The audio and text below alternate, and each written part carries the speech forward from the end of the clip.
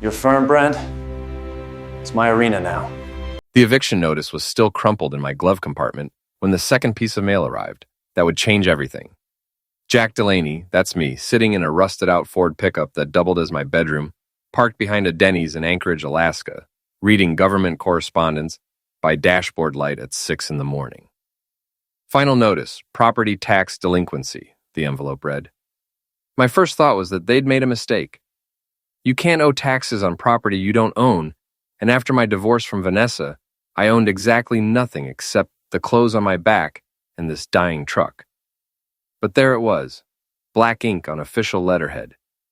Delaney, Jack D. 340 acres, Sector 7, North Slope Borough. 340 acres of what the heck? I'd been living on gas station coffee and spite for 6 months, ever since Vanessa and her sleazeball lawyer boyfriend Brent Hollis finished picking my bones clean in divorce court. She'd walked away with our house, my construction business, our savings, and most of our mutual friends. Her parting words still echoed in my head.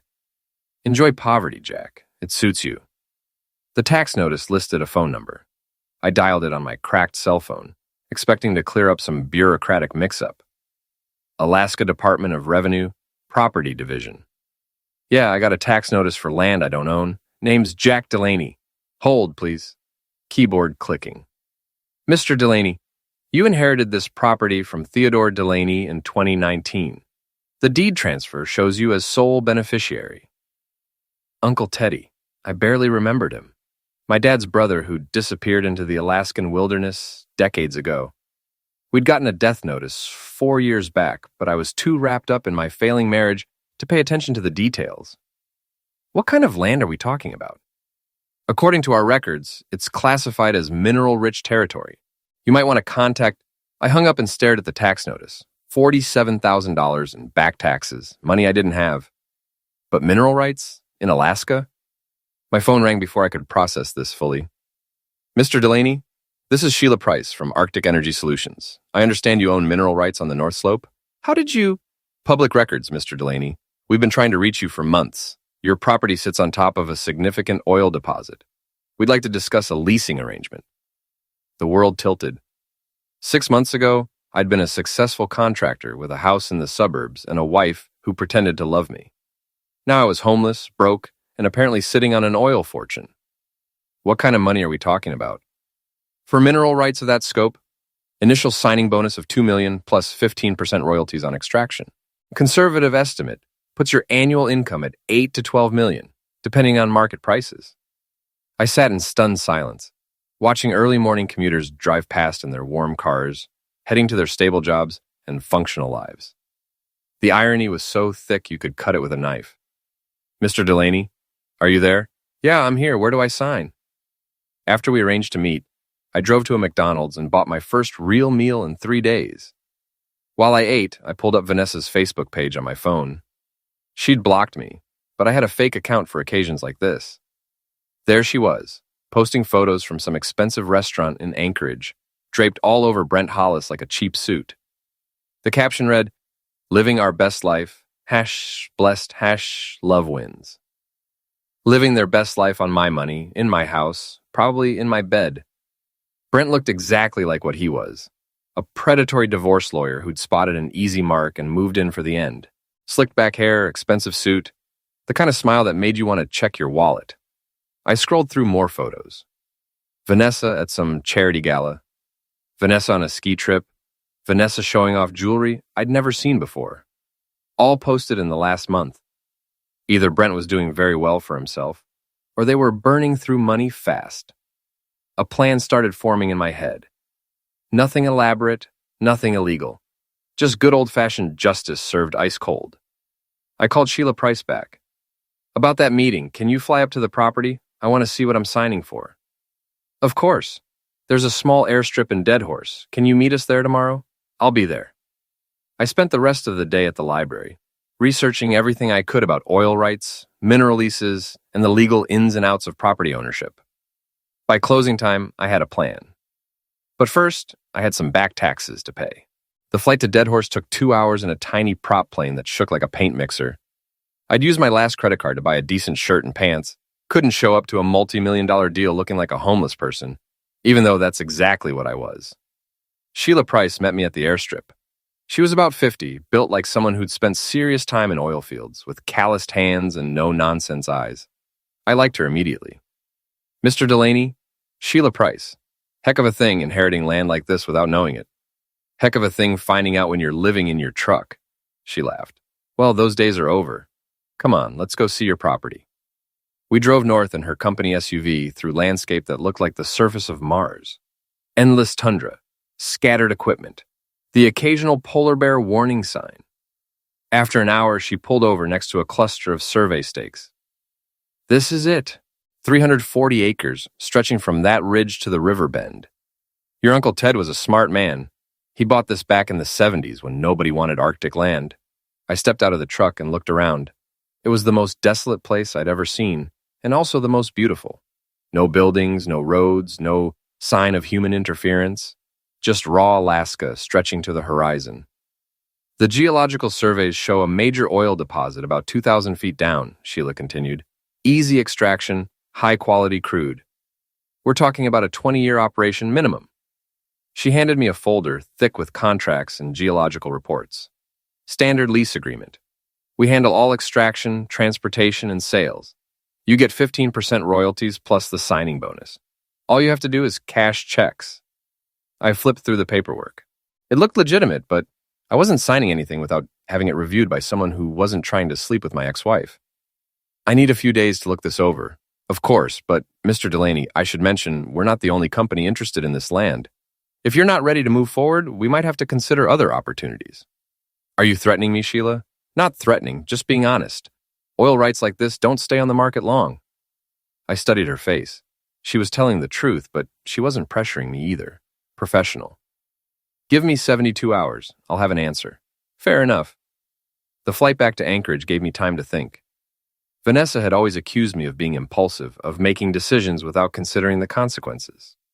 She was right mostly, but this time, I was going to be smart about it. I landed in Anchorage at sunset and drove straight to the one person in town I could still trust. Mitch Kowalski ran a private investigation service out of a strip mall office between a nail salon and a tax preparation service. We'd known each other since high school, back when he was planning to be a cop and I was planning to take over my dad's construction business. Life had taken us both in different directions, but Mitch was solid. Jack Delaney, he said when I walked into his office. Heard you were living rough. Not anymore. I need a lawyer, Mitch. Someone clean, someone who won't sell me out. What kind of trouble are you in? The good kind. I told him about the oil rights, about Sheila's offer, about my plan to rebuild my life from scratch. Jesus, Jack. $2 million signing bonus? Plus royalties. But I need everything done right.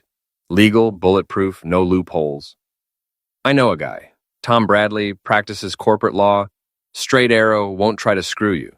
Set up a meeting. And Mitch, I need you to do some digging on Vanessa and Brent. Financial records, credit reports, anything public. Planning some payback?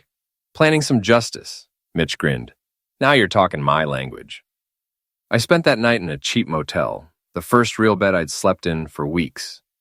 But I couldn't sleep. Every time I closed my eyes, I saw Vanessa's smug face, heard Brent's condescending voice from the divorce proceedings. Your client has demonstrated a pattern of financial irresponsibility, he'd told the judge. Mrs. Delaney needs protection from his poor decision-making. Poor decision-making, like trusting my wife, like believing her lawyer was acting in good faith, like not hiding assets before she filed for divorce. Well, I was about to make some very good decisions. Tom Bradley's law office occupied the top floor of a downtown Anchorage high-rise, all glass and steel and expensive furniture. The kind of place that charged by the minute just to breathe the air. But Mitch vouched for him, and I needed someone who could play in the big leagues. Bradley was younger than I'd expected, maybe 40, with the kind of confidence that came from winning more cases than he lost. He reviewed Sheila's contract with the focused intensity of a surgeon. It's a good deal, he said after an hour. Better than good. The royalty percentage is generous, the terms are clear, and there's no exclusivity clause that would prevent you from leasing to other companies if more oil is discovered. So I should sign? I'd recommend a few minor modifications. Extend the initial lease term, Add a clause for environmental cleanup. Make sure you retain surface rights for any future development. But yes, Mr. Delaney, you should definitely sign. How long will the modifications take? 2 days, maybe 3. I'll handle all the negotiations. Do it. I left Bradley's office feeling something I hadn't experienced in months. Hope. Not just for financial security, but for the chance to rebuild my life on my own terms. Mitch called that afternoon with his preliminary report on Vanessa and Brent. Meet me at Sullivan's Bar on 5th Street. You're going to want to be sitting down for this. Sullivan's was the kind of dive where oil workers went to forget their problems and construction guys went to create new ones. Dark, loud, and anonymous. Perfect for our conversation. Mitch slid a manila folder across the beer-stained table. Your ex-wife and her boyfriend are living large, but they're not living smart. I opened the folder. Credit card statements, bank records, mortgage documents, all public information, but painted a clear picture. They refinanced your old house 3 months ago, Mitch continued, pulled out $200,000 in equity, bought a new BMW, took a European vacation, and Brent invested heavily in some tech startup that went belly up last month. How much did they lose? Best guess, about $300,000 total. They're not broke yet, but they're spending like there's no tomorrow. I studied the documents. Vanessa had always been careless with money, but this was reckless even for her. Designer clothes, expensive restaurants, a lifestyle that required constant cash flow. There's more, Mitch said. Brent's law practice is struggling. He's got 3 malpractice suits pending, and the state bar is investigating his client trust account. Word is he's been borrowing from Peter to pay Paul. Meaning? Meaning he's desperate, and desperate lawyers make stupid mistakes. I finished my beer and closed the folder. Keep digging. I want to know everything, where they shop, where they eat, who they're sleeping with, what they're planning, everything. This is going to cost you, Jack. Don't worry about money. I'm about to have more than I know what to do with. The next morning, Bradley called with good news. Sheila had accepted all his modifications without argument. The signing was scheduled for Friday morning. I spent the intervening days making lists and plans. First priority, get off the street and into decent housing. Second, start a legitimate business to launder my newfound wealth into something sustainable. Third, position myself for the long game with Vanessa and Brent. Friday morning arrived gray and cold, typical for Anchorage in October. I met Sheila and her corporate team at Bradley's office for the signing. The contracts were an inch thick, but I'd read every word twice. "Gentlemen, lady," Bradley said, "let's make some money." I signed my name on 17 different documents. Sheila countersigned. Her corporate lawyer notarized everything, and just like that, I was rich. The signing bonus hit my new bank account within an hour. $2 million minus taxes and legal fees, but still enough to change my life completely. My first purchase was a decent truck. Nothing fancy, just reliable transportation that didn't smell like failure and desperation. My second purchase was a small house in a middle-class neighborhood, furnished, clean, and most importantly, mine. By Sunday evening, I was sitting in my own living room, drinking beer from my own refrigerator, planning the next phase of my resurrection. Mitch called around 9. "You sitting down?" "Yeah, why?" "Brent Hollis just put his law practice up for sale. Asking price is $200,000, but word is he'll take half that for a quick close." I smiled. Sounds like someone's having cash flow problems. Gets better. Vanessa's been seen around town with Marcus Webb. Who's Marcus Webb? Younger guy. Works at the Petroleum Club downtown. Bartender, aspiring actor. The kind of pretty boy who specializes in rich older women. She's cheating on Brent? Looks that way. My source says she's been meeting Webb at the Hilton twice a week for the last month. The pieces were falling into place beautifully. Vanessa was cheating, Brent was failing, and they were both burning through money like it was kindling. "Keep watching them," I told Mitch, "and start looking into Brent's legal cases. I want to know which clients he's screwed over and how badly." "You got it, boss." I hung up and walked to my new kitchen window, looking out at the lights of Anchorage. Somewhere out there, my ex-wife was probably in bed with her bartender boyfriend, while her lawyer boyfriend scrambled to save his failing practice. 6 months ago, they'd thought they'd destroyed me, left me with nothing but debt and humiliation. Now it was my turn. 3 weeks into my new life, I was starting to feel human again. Regular meals, clean clothes, a warm bed every night. luxuries I'd forgotten during my months of living rough. But comfort wasn't making me soft. If anything, it was sharpening my focus. Mitch had been busy. His surveillance reports read like a soap opera script, full of secret meetings, financial desperation, and increasingly stupid decisions. Brent's getting sloppy, he told me over lunch at a downtown diner. He's been seen at the casino 3 times this week, and not for the buffet. My contact at First National says he's been trying to get a personal loan using his law practice as collateral. How much does he need? At least $50,000, maybe more. The malpractice insurance company is demanding immediate payment on one of his cases, and the state bar investigation is heating up. What about Vanessa? Still seeing the bartender? Webb's been bragging to his coworkers about his rich girlfriend, who's going to help him get into acting. Kid's dumber than a box of rocks, but he's pretty enough for Vanessa's purposes. I stirred my coffee, thinking. She's planning to leave Brent. Looks that way. She's been moving money around, opening new accounts, classic divorce preparation. The irony was delicious. Vanessa was about to do to Brent exactly what she'd done to me, except this time I had a front row seat and the resources to make things interesting.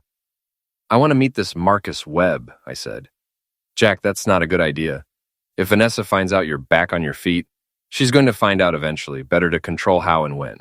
Mitch sighed. The Petroleum Club downtown. Webb works the evening shift Tuesday through Saturday. That evening, I put on my best shirt and drove downtown. The Petroleum Club was exactly what you'd expect. Dark wood paneling, oil industry memorabilia, and the kind of clientele that measured success in barrels per day. Marcus Webb was easy to spot. Mid-20s, carefully styled hair, the kind of artificial charm that worked on lonely housewives and desperate divorcees. He was mixing drinks with the practiced flair of someone who'd watched too many movies about bartenders. I ordered a whiskey and watched him work.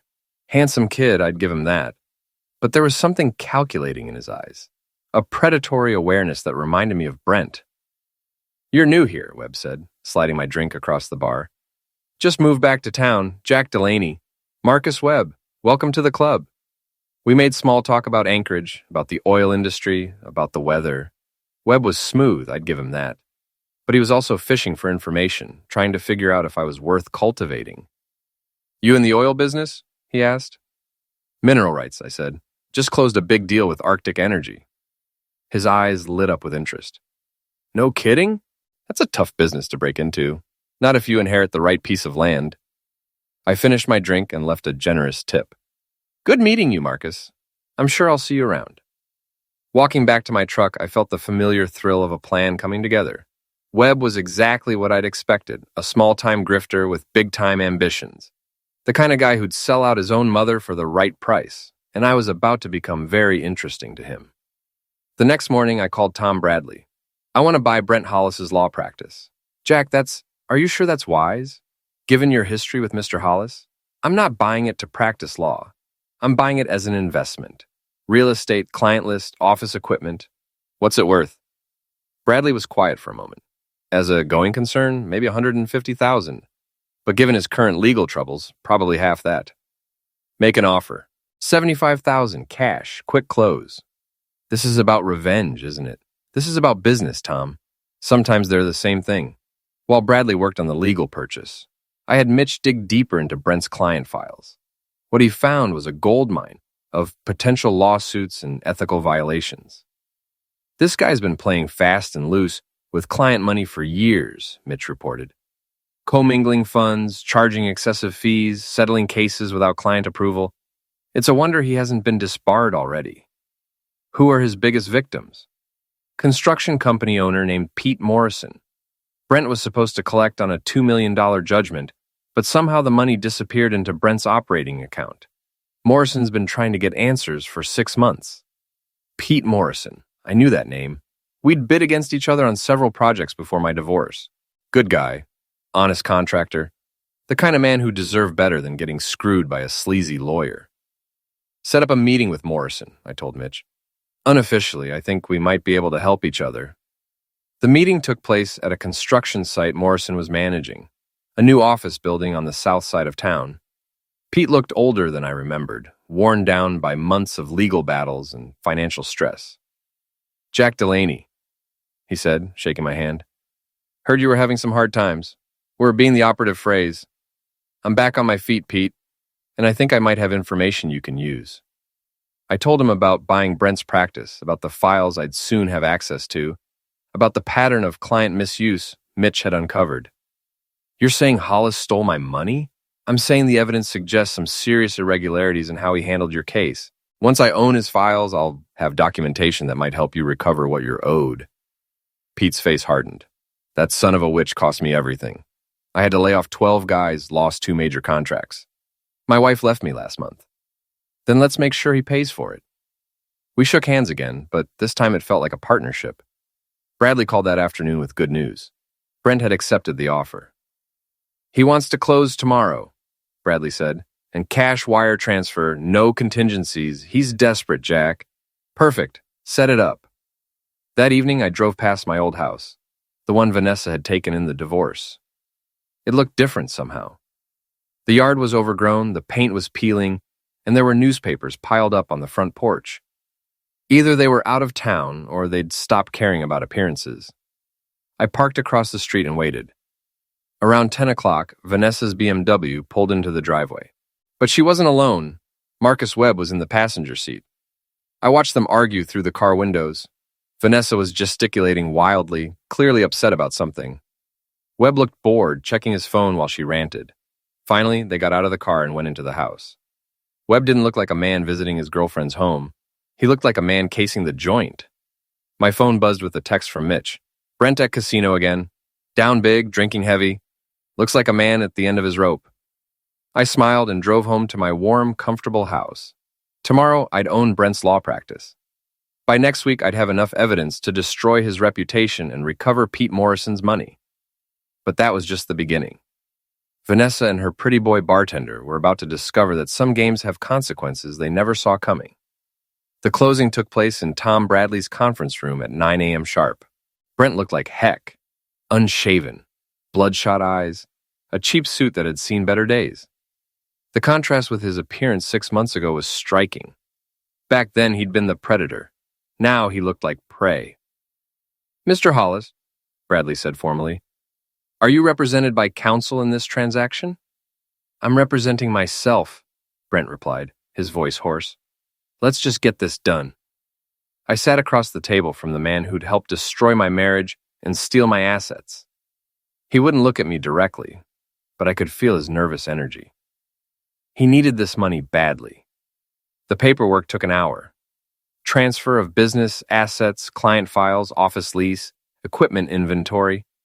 When it was done, I owned everything that had once been Hollis & Associates, attorney at law. Pleasure doing business with you, I said as we shook hands. Brent's palm was sweaty. Yeah, he muttered. Good luck with it. After he left, Bradley and I reviewed the final documents. You now own a failing law practice, a 5-year office lease, and about 300 active case files, he said. What exactly are you planning to do with all this? Clean house. Some of these clients deserve better representation. And the others? The others are about to discover what happens when you trust the wrong lawyer. I spent the rest of the day at my new office, going through Brent's files. What I found was worse than Mitch had reported. Brent hadn't just been sloppy with client money, he'd been systematically stealing it. The Pete Morrison case was just the tip of the iceberg. A personal injury settlement that should have paid out $400,000 to a disabled veteran.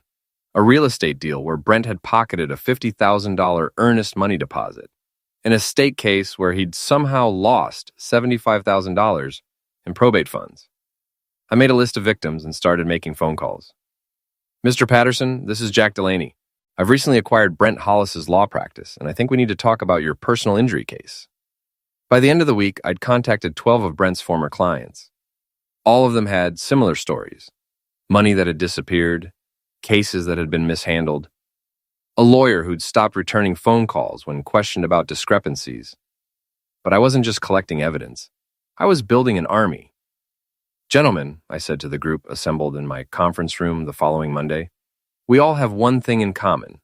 Brent Hollis stole from us. Pete Morrison was there, along with the disabled veteran, the estate beneficiary, and 9 other men who'd been cheated by my ex-wife's boyfriend. They represented nearly $1 million in stolen funds. What are you proposing? Asked Patterson, the personal injury victim. A coordinated response. We file complaints with the state bar, we pursue criminal charges where appropriate, and we go after his personal assets to recover what we can. What's in it for you? Asked Morrison. Justice, I said, and the satisfaction of watching a corrupt lawyer get what he deserves. That wasn't entirely true, of course. This was about Vanessa as much as Brent. But these men didn't need to know that. We spent 2 hours planning our strategy. By the time they left, Brent Hollis was a dead man walking. He just didn't know it yet. Mitch called that evening with an update on Vanessa and Marcus. She's definitely planning to leave Brent, he reported. She's been apartment hunting, looking at places downtown, expensive places. And she's been asking Webb about his connections in the entertainment industry. She's planning to move to Los Angeles? Looks that way. Webb's been telling people he's got a part in some independent film. It's BS, but Vanessa's buying it. How much money does she have access to? Hard to say. She's been liquidating assets, jewelry, art, that kind of thing. Maybe $200,000 tops. Not enough to support her lifestyle for long, especially if she was planning to bankroll Webb's imaginary acting career. She'd need more money, which meant she'd probably try to squeeze it out of Brent before she left him. Keep watching them, I told Mitch, and see if you can find out more about this supposed film Webb's involved in. The next morning brought good news. The state bar had fast-tracked their investigation of Brent based on the evidence I'd provided. A criminal investigation was also being opened. But the best news came from an unexpected source. Mr. Delaney? The voice on the phone was female, nervous. This is Sarah Chen from First National Bank. I understand you've been looking into Brent Hollis's business practices. That's right. Can I help you? I think I can help you. Mr. Hollis has been pressuring me to approve loans that don't meet our standards. He's also been asking me to provide confidential information about his ex-clients' accounts. Are you willing to go on record with this information? If it means stopping him from hurting more people, yes. Sarah Chen turned out to be a goldmine. She had documentation of Brent's attempts to manipulate bank records, forge signatures, and access accounts he had no legal right to touch. He tried to get me to transfer money from Pete Morrison's business account. She told me over coffee and said he had power of attorney, but the paperwork looked fake. Did you report this? I reported it to my supervisor, but nothing happened. Mr. Hollis has friends at the bank. Not anymore, he doesn't. I spent the afternoon with Sarah and Tom Bradley, documenting every instance of Brent's attempted bank fraud. By evening, we had enough evidence to put him in prison for 5 to 10 years. But prison was too good for Brent Hollis. I wanted him to experience the same kind of slow-motion destruction he'd inflicted on his clients. The same kind of destruction he'd helped Vanessa inflict on me. That night, I drove past the Petroleum Club and saw Marcus Webb through the window, mixing drinks and flirting with customers. He looked happy, confident, like a man whose ship was about to come in. Tomorrow, I was going to introduce myself to his ship. And then I was going to sink it. Marcus Webb was easier to manipulate than I'd expected. 2 conversations about my oil fortune and a few casual mentions of my Hollywood connections were enough to make him very interested in getting to know me better. You should come to this party I'm throwing Saturday night, he said, polishing a glass with unnecessary flair. Just a few friends, but some important people will be there. Sounds interesting. Where? He gave me an address in the hills. Expensive neighborhood, the kind of place where Vanessa would feel comfortable showing off her new boy toy. It's actually my girlfriend's house, Webb continued. She's in real estate and knows a lot of influential people. Real estate. That was a new lie. Vanessa had never sold anything more complicated than her own dignity. I'll be there, I said. Saturday evening, I dressed carefully. Not too expensive, I didn't want to seem like I was trying too hard, but nice enough to suggest serious money. I drove my new truck to the address Webb had given me. My old house, the one Vanessa had stolen in the divorce. I sat in the driveway for a moment, remembering. I'd bought this house 12 years ago, back when Vanessa and I were happy. Or at least when I thought we were happy. I'd painted every room, installed the hardwood floors, built the deck where we used to have barbecues with friends who no longer returned my calls. Now it was the setting for Vanessa's next con game. I rang the doorbell. Webb answered, dressed in clothes that probably cost more than most people made in a week. Jack, glad you could make it. Come in, meet some people. The party was small but expensive. Maybe 20 guests, all drinking top-shelf liquor and making the kind of small talk that rich people used to avoid discussing anything meaningful. And there was Vanessa. She looked good, She always looked good. That had been part of the problem. But there was something different about her now, something harder around the eyes. 6 months of living with a corrupt lawyer had apparently taken its toll. She was talking to a middle-aged man in an expensive suit, laughing at something he'd said. The laugh was fake, practiced. She was working him. "Vanessa," Webb called out, "come meet my friend Jack." She turned toward us, and for a moment, her composure slipped. She recognized me, but she couldn't quite process what she was seeing. The last time she'd seen me, I was broken, defeated, living in my truck. Now I looked successful, confident, well-dressed. Not the man she'd left behind. "Jack," she said carefully, "what a surprise." "Hello, Vanessa. Nice party." Webb looked confused.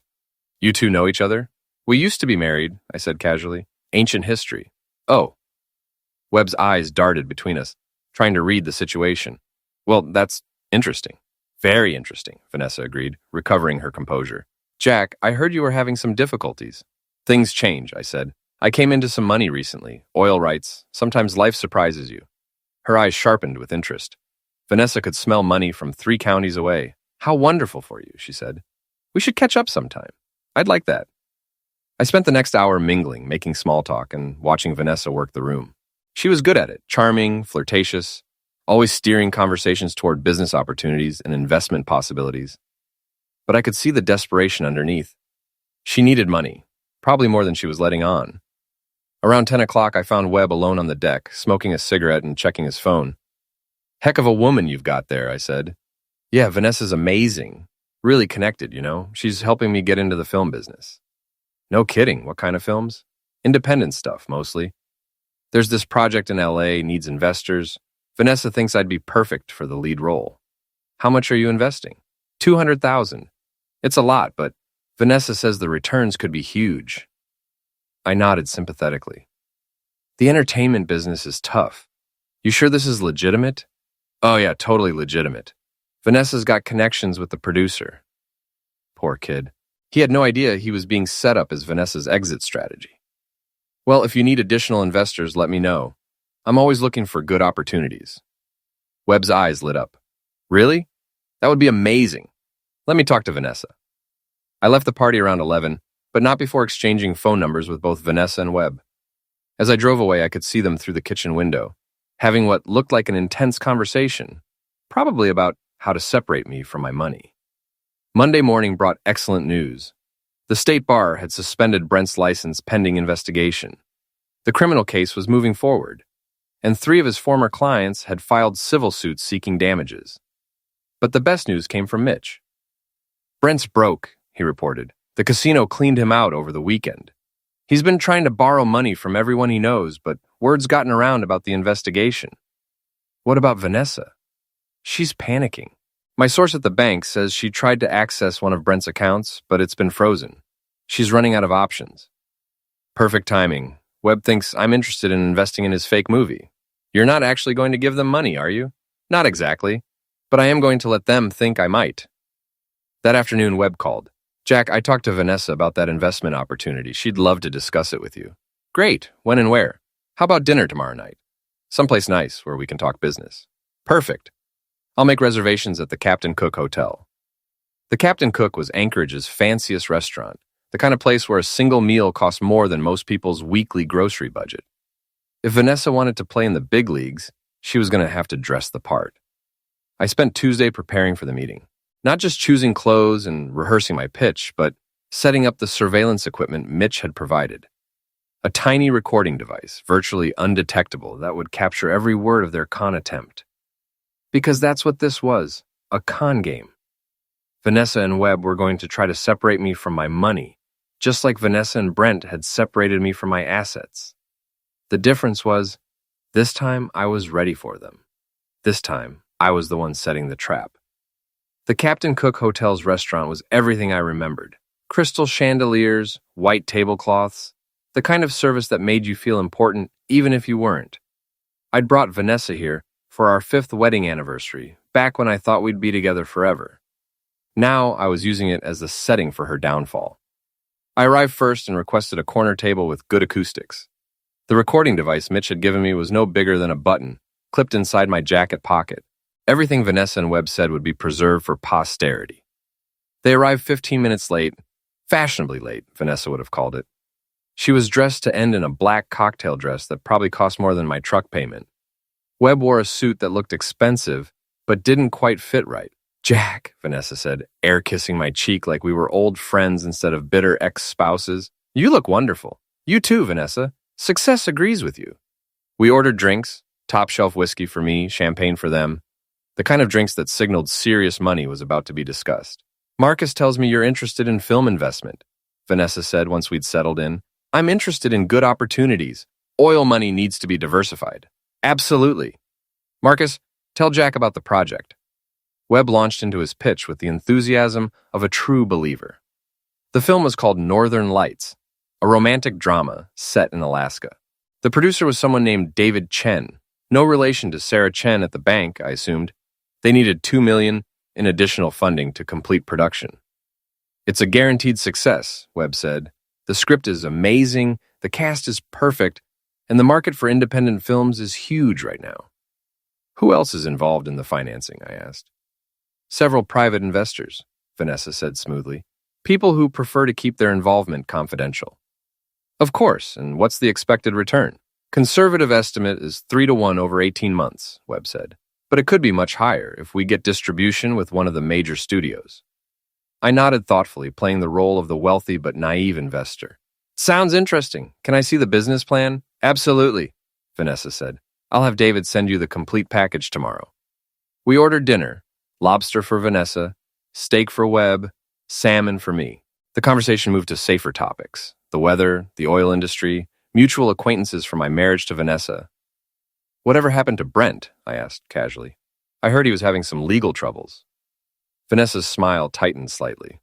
"Brent and I aren't together anymore. It wasn't working out." "Sorry to hear that. He seemed like a nice guy." "Appearances can be deceiving," she said. And for a moment, I saw genuine anger flash in her eyes. Interesting. Apparently, Brent's financial collapse had caused problems in paradise.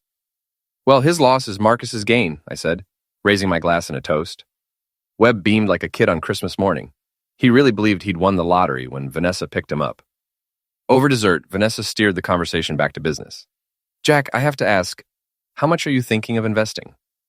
"That depends on the details, but I could probably go as high as $500,000 for the right opportunity." Webb nearly choked on his tiramisu. Vanessa's eyes gleamed with predatory interest. "That's very generous," and she said. "David will be thrilled. I'll want to meet him, of course, and I'll need my lawyers to review everything before I commit." "Of course," Vanessa agreed. "We'll set something up next week." The dinner ended with handshakes and promises to be in touch soon. I paid the check, $400 for 3 people, but worth every penny for the performance I'd just witnessed. As I walked to my truck, I could see Vanessa and Webb through the restaurant window, having an animated conversation, probably planning how to spend my money. They were going to be disappointed. I drove home and immediately called Mitch to report on the evening. "They took the bait," I told him. "Hook, line, and sinker." "What's the next move?" "We let them think they're reeling me in. Meanwhile, you need to find out everything you can about this David Chen character and the supposed film project." "On it. What about the recording?" "Crystal clear. We've got them on tape discussing a fraudulent investment scheme. That's felony wire fraud if they follow through." "You're really going to have them arrested?" "Not immediately. First, I want them to commit fully. Let them think they're about to score big, then pull the rug out from under them, just like they did to you, exactly like they did to me." The next morning brought a call from Tom Bradley with an update on Brent's situation. "The state bar has formally charged him with client trust account violations," Bradley reported. "The criminal investigation has uncovered evidence of embezzlement, wire fraud, and money laundering. He's looking at serious prison time." "What about asset recovery for his victims?" "That's the problem. There are no assets left to recover. He's broke, Jack. Whatever money he stole, it's gone." That was disappointing, but not unexpected. Brent had always been better at spending money than making it. "What about his personal property? The house, cars, that kind of thing?" "All mortgaged to the hilt. The bank will probably foreclose within 60 days. So Brent was finished, professionally, financially, and criminally. That left Vanessa and Webb. Vanessa called that afternoon, her voice honey-sweet with fake sincerity. "Jack, I wanted to thank you again for last night. It was wonderful catching up. My pleasure. I've been thinking about the investment opportunity. Oh, good. David is very excited to meet you. Are you free Friday evening? Friday works. Where? David's office downtown. He'll have all the paperwork ready for your review. Perfect. I'll bring my lawyer. There was a slight pause. Is that really necessary? David prefers to keep these meetings confidential. I'm sure he does. But I don't invest $500,000 without legal review. Of course, you're absolutely right. I'll let David know. After we hung up, I called Tom Bradley to arrange his participation in Friday's meeting. Then I called Mitch for an update on David Chen. Bad news, he said. David Chen doesn't exist, at least not as a film producer. I found 3 David Chens in Los Angeles, but none of them are in the entertainment business. What about the film project? Northern Lights is a real movie, but it finished production 6 months ago. Low-budget horror film went straight to streaming. Total budget was about $200,000, so they're using a real movie title to add credibility to a fake investment scheme. Looks that way. Classic advance fee fraud. They get you to invest in a non-existent project, then disappear with your money. Except I'm not giving them any money. What are you giving them? A lesson in consequences. Friday evening arrived cold and clear. I met Tom Bradley at his office, and we drove downtown together to the address Vanessa had provided. It was a serviced office building, the kind of place where you could rent a conference room by the hour and pretend to be a legitimate business. Perfect for running a con game. Vanessa and Webb were waiting in a small conference room on the 3rd floor. With them was a man I didn't recognize. Mid-40s, expensive suit, the kind of artificial confidence that came from years of lying to people. Jack, Tom, I'd like you to meet David Chen, Vanessa said. I shook hands with the fake producer, studying his face. He was nervous, sweating slightly despite the air conditioning. Mr. Delaney, pleasure to meet you. Vanessa tells me you're interested in film investment. That's right. Tom here is my attorney. He'll be reviewing any agreements before I sign. Chen's smile faltered slightly. Of course, I have all the documentation right here. He handed us a folder containing what looked like a legitimate film investment prospectus. Professional layout, impressive graphics, detailed financial projections. Someone had put a lot of work into making this look real. Tom spent 20 minutes reviewing the documents while the rest of us made small talk. Finally, he looked up. This is very impressive, he said, but I'll need to verify some of the information before my client can proceed. What kind of verification? Chen asked. Bank references, completion bonds, distribution agreements, the usual due diligence. Chen and Vanessa exchanged glances. How long will that take? A few days, maybe a week? The thing is, Chen said, we're on a tight timeline. The funding window closes Monday. Then I guess we'll have to pass, I said, standing up. I don't make $500,000 decisions under pressure. Wait, Vanessa said quickly. David, surely we can work something out. Well, Chen said, pretending to think it over, I suppose we could extend the deadline if Mr. Delaney could provide a good faith deposit. Say $50,000? There it was, the hook. They wanted me to put up money before the due diligence was complete. I don't think so, I said. When I'm ready to invest, I'll invest the full amount. Until then, my money stays in the bank.